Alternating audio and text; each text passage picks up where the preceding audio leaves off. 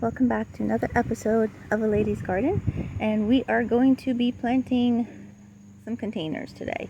So these are the containers that I've shown in past videos where I had green beans and tomatoes. The green beans I had pulled out and I put the sunflower in, and then I had the dahlias.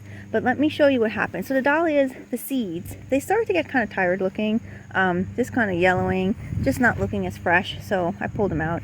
But look what happened after I pulled them out. Those seeds turned into tubers. Isn't that cool? And it was pretty hard to get those out because I thought I was just gonna, I knew I was gonna have to put some kind of effort and pull.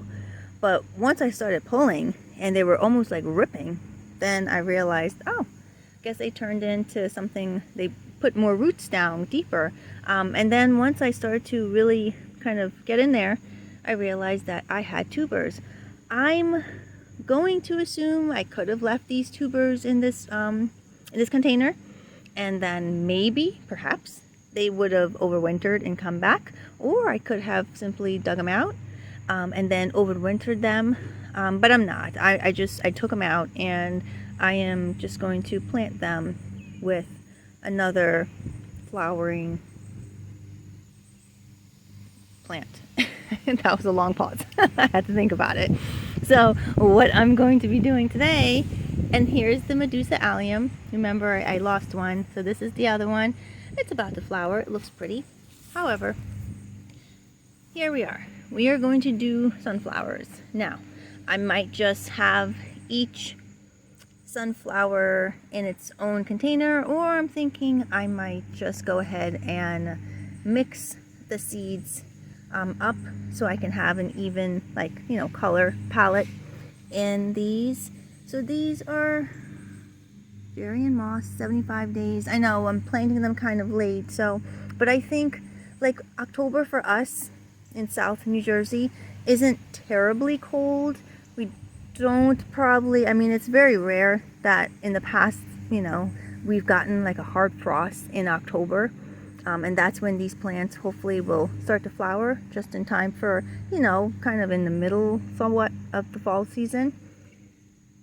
But I think it's a nice color palette. This one's pretty bold, but I think it's going to be nice. So I am a little low on this one with soil, so I bought some more potting soil. I'm going to top it off, and then after I will just put them in, and we'll start from there.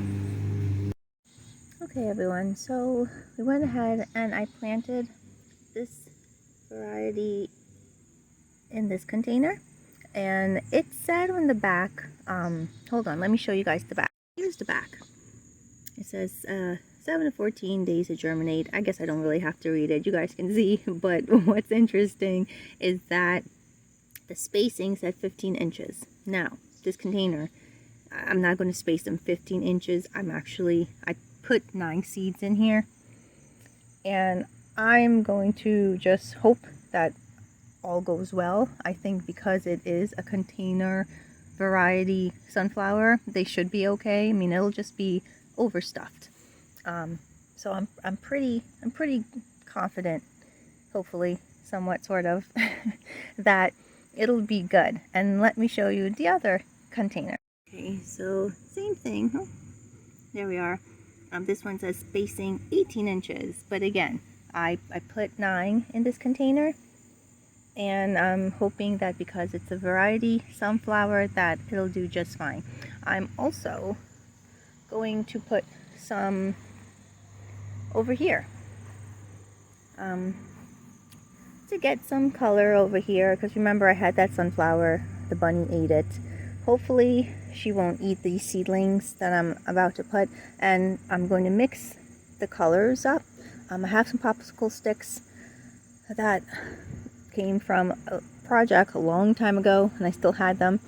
So I'm going to just try to lay out what I can possibly do in regards to a design, and then we'll plant them.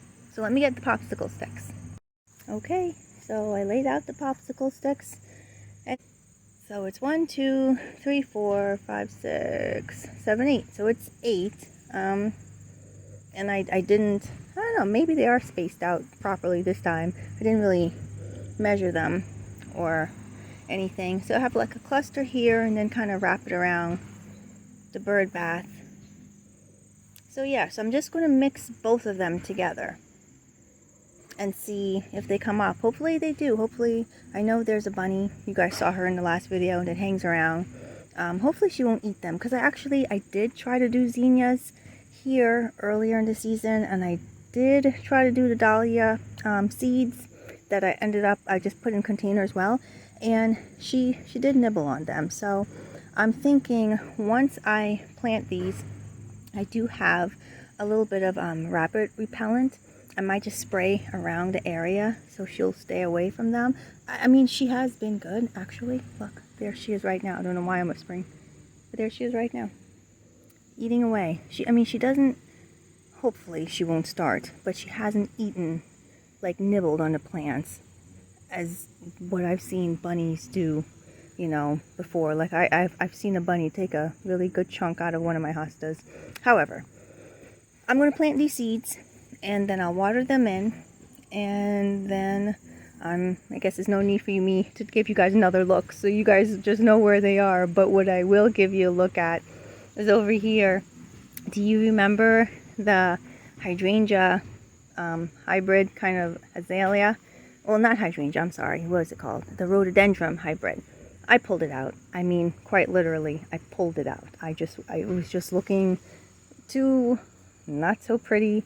It was struggling, and I just walked over here and I tugged on it, and you can see, like, I guess something was under trash or something was under there, or maybe got blown in, but I just tugged on the poor thing and it just popped right out. I mean, that plant had been in this garden for a few years. Should have been a lot bigger, should have been a lot established. What I am noticing as well is, okay, well, I guess I thought I saw a little bit of something that shouldn't be there, but anyway, I didn't. I know the voles do go through here. I see their tunnels. They're not very pleasant house guests. They do make a mess. However, but I think, I don't know, I think I would like something here that it's tall. I mean, I have that trellis right there, and I do have an evergreen Japanese holly. Is that what it is? I'm not sure. The other ones by the arbor, they actually were flanking each side of the arbor originally, and this one was right by a downspout, and it was just getting saturated with water, and it wasn't growing the way the other one was. So I moved it back here. It's not growing very tall, but it's happy. So I'm just going to leave it there because it's doing its thing. It doesn't get any water, it doesn't get any fertilizer, but it's happy. So we'll leave it alone. However, here I think I would like to have a taller shrub, more of a upright shrub. I know I can do sky pencil, but I think it would be kind of nice to put something blue here. Like I saw like a weeping blue spruce, or maybe even a spruce tree that doesn't get like really big, because I am starting to lose leaves on this tree right here, or branches. It's starting to kind of thin out. That's not really a good thing. So just to have that structure here, evergreen structure here, because now since we lost the pine tree, there's no evergreen structure, I guess, along this bed, only by the arbor. But along this entire bed, which I like very much, I think a blue evergreen would look really nice. So let me take you, just turn around a little bit and look at the garden from this view. Also, another plan or another idea is to extend this garden bed even more. So if you see, like I have, like, you know, a couple of patches. Now it's nothing. I probably could just put topsoil, fertilize it, or like patch grass or grass patch, whatever it's called.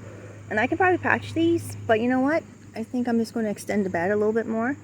So maybe extending it from where the daylily is, still keeping the same curve, and just go around and enclose those patches. So they'll just disappear into gardens. They'll get more garden space. I do have an idea of revamping this garden bed here, to maybe incorporate more evergreens, most likely boxwoods because I like them a lot, and doing something a little different. I'm definitely keeping all the hostas, but this area was supposed to be like a jewel box of hostas. Originally I wanted that. I don't know if I want to keep the bird bath there.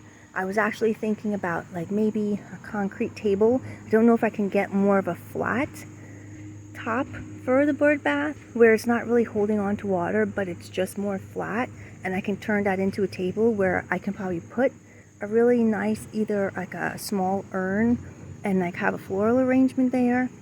I do also like, I'm sure you guys can tell, I like metal ornaments, and I was thinking about having a metal ornament as a backdrop, so as you're walking through the arbor, you see this pretty like table, concrete table with his urn and like a metal ornament, like a trellis of some sort behind it. I do have a limelight hydrangea that's been here for a while. She's actually putting on blooms, but she never really blooms as heavy as she would if she was in full sun. And I have a couple of bare spaces that I can't seem to fill, or maybe my design here is just a little not really where I want it to be. But overall, you know, again, we're getting there. Garden's getting there. I'm very happy with it. I'm very, you know, I love my garden. So anyway, so that's the idea.